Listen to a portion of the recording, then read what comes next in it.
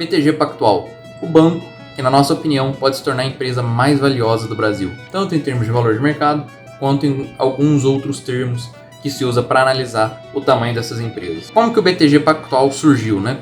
O Luiz César Fernandes começou ali do zero, saiu de casa logo cedo e foi trabalhar sem ter muito conhecimento no mercado financeiro, fez parte do Garantia, do Jorge Paulo Lemann, e ele sai do Garantia e vai passar um período sabático nos Estados Unidos. Quando ele chega nos Estados Unidos, ele conhece dois caras. O André Jakurski, que era trader no Unibanco, né? Trader é aquele cara que vende e compra ativos financeiros.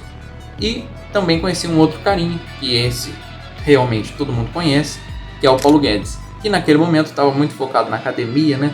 Não na academia de malhar, mas na academia intelectual, de economia, entendia muito. E o André Jakurski foi fácil do Luiz César Fernandes convencer aí para essa empreitada empreendedora dele. O mais difícil foi o Paulo Guedes, e o Luiz César Fernandes conseguiu convencer ele de entrar pro trio, né? Pro agora trio, quando ele disse uma frase muito bonita, né? Foi assim: pô, Paulo, tu faz aí várias previsões econômicas, é um cara muito estudado, sempre acerta suas previsões e todo mundo ganha dinheiro com as previsões que você faz. E você continua aí pobre. O Paulo Guedes parou, pensou um pouquinho e falou: é verdade, então eu vou largar um pouquinho o âmbito acadêmico e vou pro setor financeiro. E então o Paulo Guedes se junta e forma o trio Paulo Guedes, André Jakurski e Luiz César Fernandes, que fundam então a Pactual. E por que a Pactual e não o Pactual? Porque o Banco Pactual, como a gente conhece hoje, ele começa como uma distribuidora de recursos financeiros, né, que já existiam. Então, como eles não queriam gastar muito dinheiro e queriam que todo aquele dinheiro que eles tinham fosse de fato aplicado em investimentos, eles decidem comprar ali, alugar um ambiente, né, desocupado. Mas desocupado mais ou menos, porque o cara saiu, o antigo dono, e deixou até os móveis para trás. E o trio não se desfez dos móveis, aproveitou para gastar o mínimo possível de dinheiro naquilo, para sobrar bastante para investir. O mais interessante é que, como o local tinha móveis antigos, estava meio que caindo aos pedaços, né? As pessoas iam lá para ser entrevistadas e não acreditavam que estavam chegando no que seria uma instituição financeira, porque o lugar era muito velho, estava pouco arrumado, os móveis já eram utilizados, né? Então muita gente que chegava para fazer entrevista, por exemplo, sentava num banquinho que tinha o forro rasgado, né? E que eles não trocaram, porque era do antigo inquilino, mas deixaram lá. E todo mundo olhava aquilo e achava meio estranho, mas quem embarcava viram que era um negócio sério.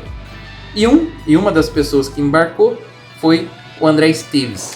O André Esteves, que começou como programador no Pactual, ou melhor, na Apactual, chegou lá ainda na fase da faculdade e ele queria arrumar um emprego bom o mais rápido possível. E ele então encontra o Pactual, etc., e decide entrar para o banco. A filosofia do Pactual desde aquela época é a mesma, é de partnership, que é participação. Ou seja, se você entrasse no banco, mostrasse seu valor, mostrasse trabalho duro, se dedicasse não só na sua área, mas em outras áreas também, e trouxesse resultados significativos para a instituição, você iria ser convidado a ser sócio da empresa, né? E foi isso que aconteceu com o André Esteves. Ele entra como programador, não só resolve os problemas de programação que a profissão dele ensinou ele a resolver, como também começou a estudar questões econômicas, de investimentos por conta própria. Bom, quando a gente chega no final da década de 90, houve um desentendimento entre o Luiz César Fernandes, o Paulo Guedes e o André Jakurski, e no final todos eles, a primeira geração, os fundadores, saem da empresa e sobram dois nomes fortes, um do André Esteves e o outro do Gilberto Sayão. Quando a gente chega nos anos 2000, os dois decidem vender o Pactual pro banco UBS, o banco suíço que concorria ali diretamente com o Credit Suisse. Bom, e essa venda foi muito bem sucedida, aconteceu porque eles queriam se internacionalizar. Só que o André Esteves depois viu que aquilo foi um erro, que eles perderam um pouco essa cultura da partnership e queria voltar atrás. O André Esteves decide sair do UBS e fundar uma coisinha chamada BTG. Pode significar muitas coisas, mas tem dois entendimentos que rondam por aí. Um que pode significar better than Goldman, que é melhor do que o Goldman, que é o Goldman Sachs, que é um banco de investimento que inspirou muito o André Esteves na condução do Pactual. E outro entendimento, né, que essa sigla BTG possa significar Back to the Game, que é de volta ao jogo, já que eles tinham vendido o Banco Pactual, já banco, né, no final da década de 90, para o UBS, e agora eles tinham uma ideia em mente, e essa ideia era recomprar o Pactual do UBS. E eles aproveitam a crise de 2008, onde o UBS estava afundado até a lama com aqueles ativos podres, principalmente ativos imobiliários podres americanos, e eles precisavam se desfazer, o UBS vender vários outros ativos que eles tinham para fazer um balance sheet repair, né, para reparar o balanço deles. E um desses ativos era o Pactual que eles tinham colocado à venda. E quem se dispôs a comprar? O cara, anos antes, uma década antes, tinha começado lá como estagiário, o André Esteves, através do BTG. Então, a antiga Pactual, distribuidora de recursos financeiros, que depois virou o Banco Pactual, que depois virou o UBS Pactual, agora se tornava o BTG Pactual, com o André Esteves como CEO e na frente do banco. E tudo isso vai acontecendo quando a gente chega no ano de 2012. No ano de 2012, o BTG já tinha se expandido bastante dentro do Brasil, né, nos setores financeiros do Brasil, tanto na administração de recursos financeiros de terceiros, né, o Asset Management, quanto na questão de administração de recursos de grandes fortunas de fato e de fortunas de família, que são os Family Offices e os Wealth Management, e tudo isso foi formando, né, o que a gente conhece como a estrutura mais sólida do BTG Pactual. Quando a gente chega novamente em 2012, o BTG decide abrir o capital. Ele tinha se tornado uma empresa muito grande e é bom que haja essa transparência para o mercado, né? Facilita em pegar crédito, em administrar tudo. Então era melhor ser transparente e abrir o capital até para o banco se capitalizar mais, né? Colocar mais dinheiro em caixa para continuar seus investimentos.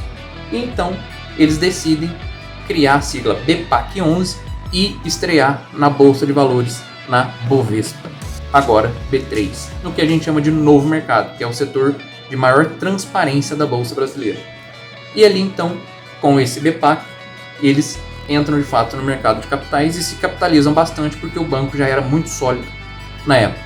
Havia uma preocupação de quando abrir, vamos abrir o capital da empresa, do BTG Pactual, só que o que nós vamos fazer com o modelo de partnership? Ele vai acabar porque agora os bônus, a gente vai remunerar os acionistas e não mais os sócios e tal, como que vai ser isso?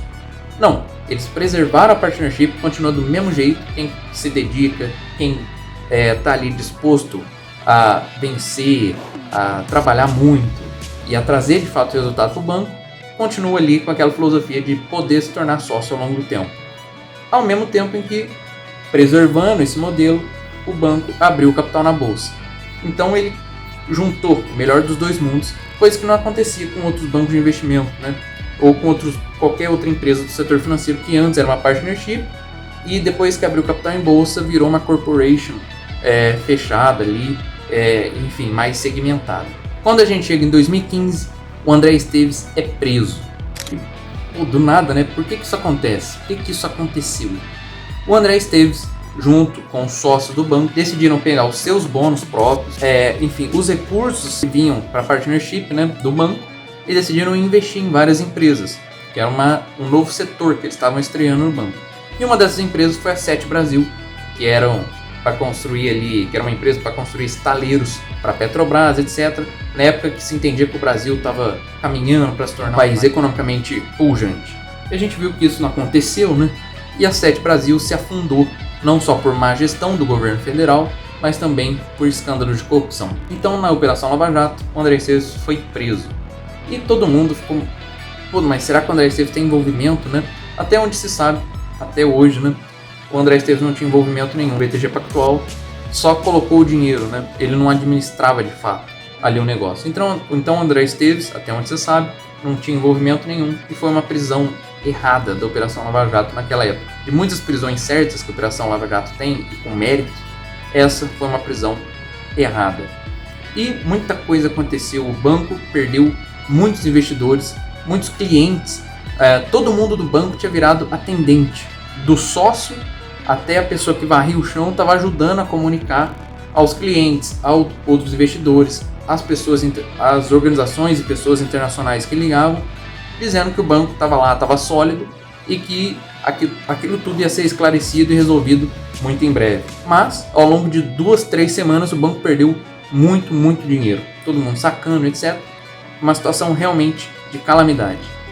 E o que aconteceu é que o André Esteves depois foi solto, passou um período muito difícil, onde ele abriu mão da administração do banco e mandava cartas de qual seria o processo a ser feito para que o banco não falisse, né? E esses processos foram seguidos à riscas. O Roberto Sallouti se tornou CEO, o Pércio Arida, que na época estava junto também como sócio do banco, ajudou a amenizar os ânimos do mercado em relação ao BTG Pactual, e eles passaram por essa crise. O André Esteves ficou muito tempo fora da instituição, e quando foi ali por volta de 2019, ele retorna como uma espécie de consultor, e em 2022 ele volta, só que ele volta de fato, né, como chairman, presidente do conselho, e não mais como CEO, que agora era um cargo do Roberto Sallouti. E os dois hoje administram o Pactual. O mais interessante, de 2015, que é, digamos assim, o maior desafio do banco, até 2025, então num período de 10 anos, eles saem do inferno mesmo, que foi da onde começou o burburinho, a prisão do Esteves, a quase falência do Pactual, e chegam em 2025 com resultados espetaculares, com um ROI histórico, com um lucro líquido absurdamente alto e também histórico. All time high nas ações do BTG Pactual, que subiram mais de 90% em 2025. Saíram ali em janeiro de 2025, estava em torno de R$28 por ação, R$30, e chegaram no final do ano com mais de R$50 de valor por ação. O BTG Pactual hoje continua com as suas áreas de investimentos tradicionais, que é aquela de gestão de patrimônio normal, como é a Asset Management, a gestão de fortunas e de famílias, que são os Family Offices e os Wealth Management, e outras áreas, como esses investimentos na economia real. Por exemplo, eles fizeram um investimento na Cosan, do Rubens Almeida, que tinha se endividado demais para tentar uma participação na Vale, não funcionou direito, e eles então, o BTG entrou para ajudar a Cosan a sanar essas dívidas monstruosas e a manter esse portfólio. O que dá o André Esteves, que há 10 anos atrás tinha sido preso e o banco estava quase falindo, um poder enorme. Agora o André Esteves se torna de fato um empresário da economia real. O BTG entra como sócio dessa imensa companhia. Além disso, o BTG Pactual começa a entrar também em cultura, né? Eles fizeram um movimento agora de apoio à arte brasileira, principalmente à música brasileira. E eles vão aumentando o seu raio de influência. O que você acha disso? Você acha que o BTG Pactual, em alguns anos, com todo esse leque, esse portfólio e essa história de superação de muitos desafios, de trabalho duro e árduo, pode se tornar a maior empresa do Brasil, principalmente em valor de mercado?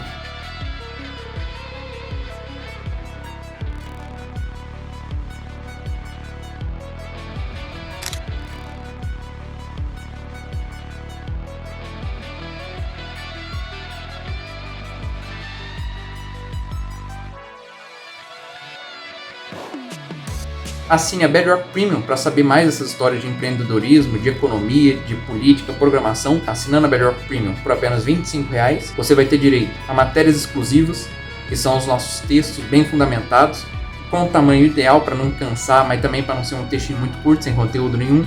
Tem ali, no meio desses textos, tabelas para você entender sobre os assuntos.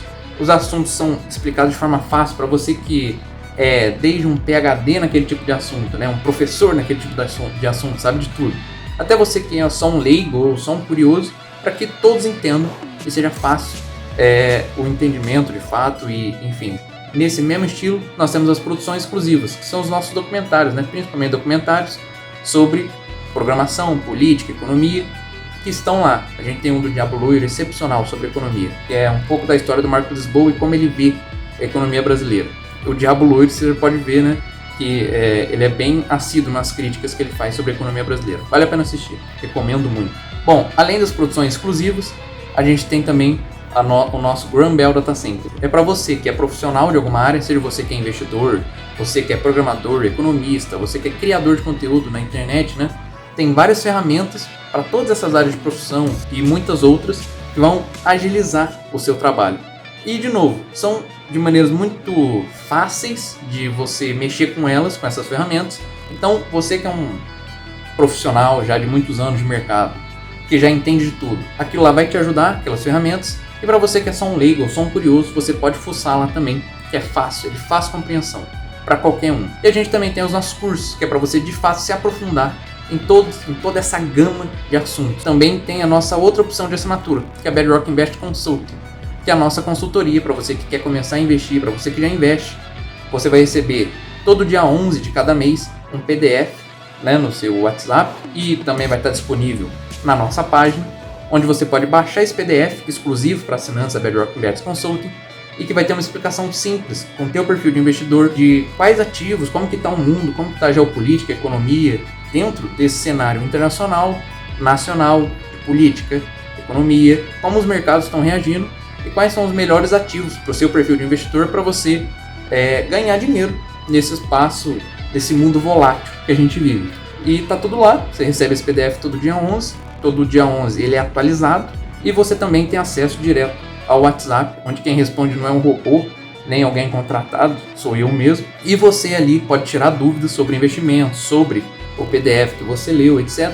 E é tudo de fácil entendimento para você investir da melhor forma, querendo aí preservar seu patrimônio, ampliar seu patrimônio e, claro, sempre com a consultoria, principalmente através do PDF, para você saber o que está acontecendo no mundo, né? Em termos de política, economia, geopolítica, o que já aconteceu em termos de história, para saber como se posicionar. Então é ótimo, excepcional e você pode decidir o que você quer investir. Faça esse investimento, compre a Bedrock Premium Assinatura ou compre a Bedrock Invest Consulting, né? Que você vai se sentir muito satisfeito, com certeza. Para assinar qualquer uma dessas, o link está na bio e o link também está na descrição desse vídeo. Muito obrigado, compartilhe esse vídeo com mais pessoas, é importante as pessoas entenderem sobre todo esse mundo. Dá like, comenta aí o que vocês acharam desse vídeo.